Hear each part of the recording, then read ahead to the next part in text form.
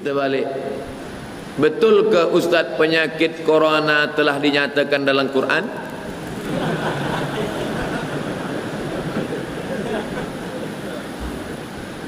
Dia tengok dalam FB dia, Corona Zamana Kazaba.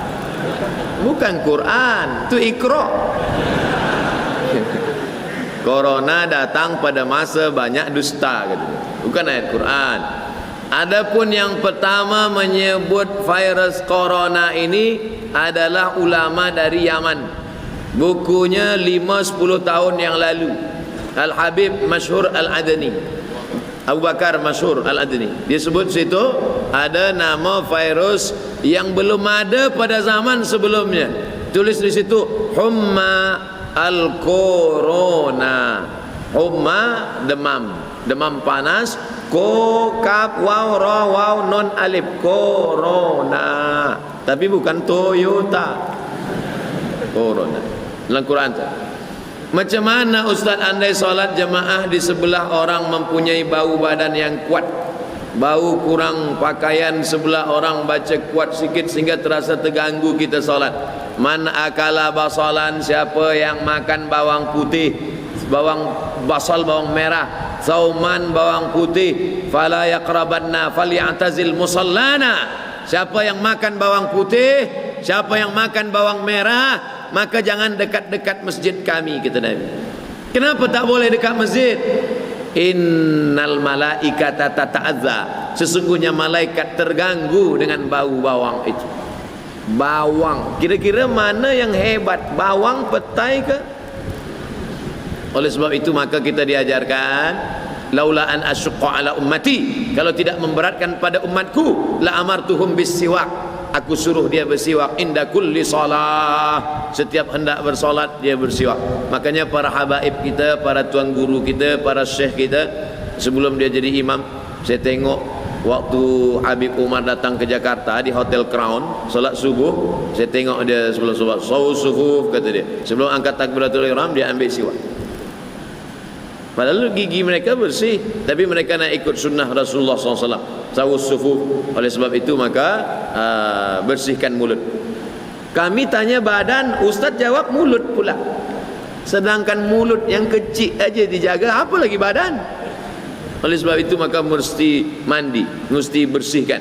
Ada penyakit itu akibat perut kotor. Kalau usus lambung ini kotor, maka dia menyebabkan keringat kita bau, peluh kita bau. Maka mesti dimakan ubat. Dia makan sehari dari pagi sampai petang, cari hari cuti, keluar semua, maka itu menyehatkan. Cari ubatnya supaya hilang bau-bau ini semua. Makanya di antara yang disukai Nabi adalah itar. Makanya kalau dalam majlis maulid dibakar itu bukhur daripada kayu gaharu, dibakar, dihidupkan. Orang yang tak faham dia sangka sedang memanggil jin hantu. Pergi ke Makkah dia tengok banyak jual kemenyan besar-besar, beli berkilo-kilo. Sebenarnya itu untuk apa kemenyan? Untuk mengharumkan. Sebab Nabi suka pada yang harum-harum, dan malaikat-malaikat rahmat juga suka pada yang wangi-wangi. Maka kita pakai ini, jauhkan daripada yang bau-bau, kerana malaikat pun terganggu dengan yang bau-bau. Kita disuruh buat kebaikan, meninggalkan larangan Allah. Bagaimana kalau kita ini tidak buat dosa besar dan senantiasa kebaikan, cuma solat tak berjamaah, perkara-perkara sunat kita tak buat, hanya buat yang wajib saja. Ini sebenarnya kalau saya tengok ini bukan nak tanya, nak menawar je. Kenapa kita tak solat berjamaah? Apa sebab kita tak sembahyang berjamaah? Nabi SAW bila dia lepas sembahyang, dia tengok ke belakang, dia tanya, asyahidun fulan, asyahidun fulan, mana si fulan, mana si fulan, kenapa tak datang solat berjamaah? Pernah suatu ketika Nabi berkata, layan tahiyanna, mereka yang tak datang solat berjamaah, mereka yang sembahyang di rumah, mereka yang sembahyang di jalan, berhenti, jangan ulang lagi. Kalau mereka tetap sembahyang di sana sendirian, la uharriqanna alaihim buyutahum, maka aku akan membakar rumah mereka.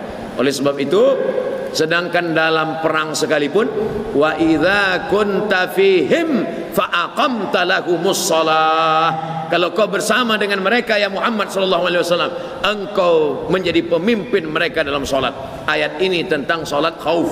Apa maknanya? Sedangkan dalam perang sekalipun Nabi tetap solat berjamaah. Mengapa kita yang dalam keadaan aman, selesa, selamat, kenapa tidak solat berjamaah? Oleh sebab itu, solat berjamaah adalah syiar umat.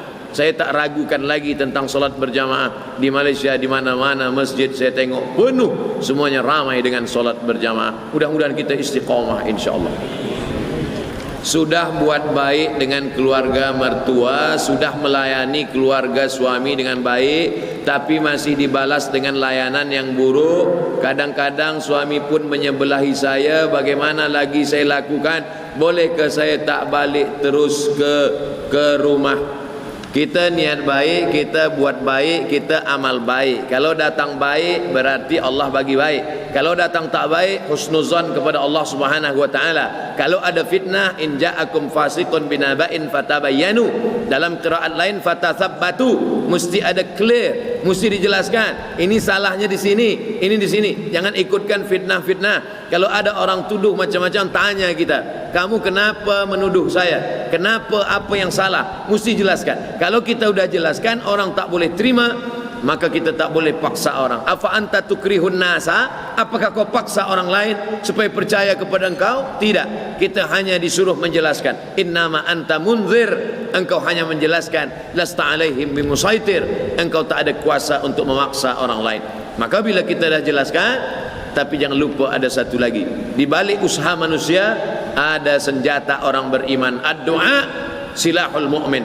Doa senjatanya orang beriman. Banyak-banyak bertawassul dengan salawat, banyak-banyak bertawassul dengan Al-Fatihah. Ya ayyuhalladzina amanu taqullah, bertakwalah kamu kepada Allah, wabtaghu ilaihil wasilah, bertawassul dengan Nabi Muhammad. Allahumma inni atawassalu ilaika bihaqqi nabiyyika Muhammad sallallahu alaihi wasallam wan nabiyyin wasiddiqin wasyuhada wassalihin an tuyassira li umuri. Ya Allah, berkat kemuliaan Nabi Muhammad, lembutkan hati orang, baikkan orang, buat orang dapat menerima. Selepas daripada itu serahkan pada Allah. Fa idza azamta, kalau kau sudah azam kepada Allah, fatawakkal 'ala Allah, bertawakkallah kepada Allah.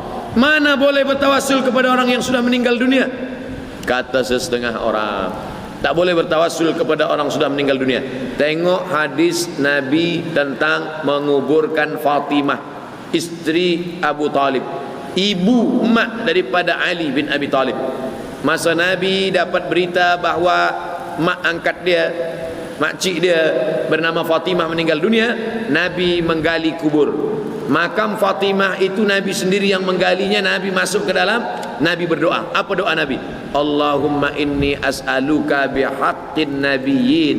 Aku meminta kepada engkau dengan para nabi-nabi. Disebutkan dalam kitab Al-Mu'jam Al-Kabir Imam At-Tabrani. Artinya apa? Nabi Muhammad bertawassul dengan nabi-nabi sebelumnya. Nabi-nabi sudah meninggal dunia dan mereka punya kehidupan yang khas, tak sama macam kita. Wala taqulu liman yuqtalu fi sabilillahi amwat. Jangan kau katakan mereka mati, bal ahya, mereka hidup. Walakin la tash'urun, kamu yang tak dapat merasakan kehidupan mereka.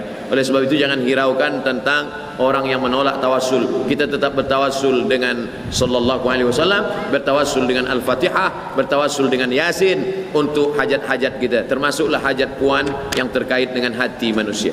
Bolehkah menulis satu ayat Quran di atas kertas? Contohnya Yasin ayat 58, surah Az-Zumar 73, surah Ar-Ra'd 24, surah Al-Qadar ayat 5. Ayat-ayatnya ditulis di atas 4 gelar kertas, dampal pada setiap penjuru rumah. Betul ke kaidah itu boleh mengelak daripada wabah, penyakit dan bencana? Ya ayyuhalladzina amanu, hai orang beriman, idza quri'al Qur'an, kalau Quran dibacakan, fastami'u lahu, dengar baik-baik, wa ansitu, diam, la'allakum turhamun, mudah-mudahan kamu mendapat rahmat. Kalau kamu mendengar bacaan Quran, diam, mudah-mudahan kamu dapat rahmat. Sedangkan mendengarnya saja dapat rahmat, apalagi membacanya. Itu membaca. Bagaimana kalau menulis? Majmu' Fatawa Ibnu Taimiyah. Kenapa ustaz ni sikit-sikit Ibnu Taimiyah, sikit-sikit Ibnu Taimiyah? Sebab yang banyak membid'ahkan ni kan yang ikut Ibnu Taimiyah. Maka kita pakai fatwa guru dia. Kata Ibnu Taimiyah, kalau dituliskan ayat di kertas, dituliskan ayat pada mangkuk. Tuliskan ayat pada mangkuk dengan tinta dawat, tapi dawatnya tak ada racun. Selepas dituliskan itu, lalu disiramkan air, lalu kemudian airnya diminum, maka boleh untuk istisqa. Oh, itu kan ulama belakangan. Bagaimana dengan kalangan salaf? Abdullah bin Abbas, kata Abdullah bin Abbas, dituliskan ayat di kertas, lalu kemudian dituliskan ayat di kertas, lalu kemudian dimasukkan ke dalam air, lalu kemudian air itu diminum pada orang yang akan melahirkan anak, diminum untuk memudahkan dia. Lalu kemudian orang memilihlah ayat-ayat yang bersesuaian, namanya tayamun. Tayamun artinya mencari yang bersesuaian. Dituliskan orang ayat di situ. Tok Guru, ayat apa yang Tok Guru tuliskan tadi? Dia tengok baca, idza zulzilatil ardu zilzalaha. Apa hubungan dengan orang melahirkan? Wa akhrajatil ardu athqalaha. Sebagaimana keluar isi dalam perut bumi, keluar pula lah anak dari perut istrimu, kata dia. Menyesuaikan apa yang bersesuaian dengan yang ada dalam ayat, litabaruk, untuk mengambil barakah. Boleh jadi juga dia dapatkan daripada ijazah daripada guru-guru dia. Saya dulu waktu menulis risalah doktorah, musyrifnya namanya Profesor Syekh Omar Al-Ma'ruf Ali.